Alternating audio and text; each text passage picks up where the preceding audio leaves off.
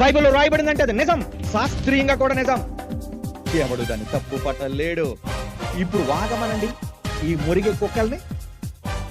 ఎందుకు ఇప్పటివరకు సవాల్కి రాలేదనుకున్నారు? అమ్మ బాబాయ్ వీడి దగ్గరికి వెళితే శాస్త్రీయంగాను ఎటు తీర్పో మళ్ళీ ముంచెత్తాడు, ఇందులో బాప్తిజం ఇచ్చేస్తాడని. ఆడొస్తే ఓడిపోతాడని సంగతి తెలుసు. వాడు వస్తే ఓడిపోతాడని తెలిసి ఓడించే దమ్ము నాకెక్కడుందండి? దీనికి ఉందండి పవర్. బైబిల్ ఉన్నది దమ్ము. ఏ బండైనా ఒప్పించేస్తుంది, ఏ బండైనా. ఎంత గొప్ప జ్ఞాన గ్రంథాన్ని కలిగిన క్రైస్తవులారా, తలెత్తుకొని ఉండరా. ఈ బైబిల్ అవసరమైతే తల మీద పెట్టుకుంటారా. అంత గొప్పది ఇది, అంత మహోన్నతమైన గ్రంథం ఇది.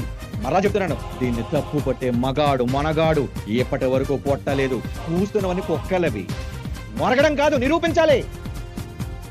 దానిని తప్పని నిరూపించే మనగాడు పొట్టలేదు, భవిష్యత్తులో పొట్టడో. రాసి పెట్టుకోండి, అది బైబిల్ కొన్న గొప్పతనం. మన రక్షకుడైన క్రీస్తు పుట్టిక పవిత్రమైనదే.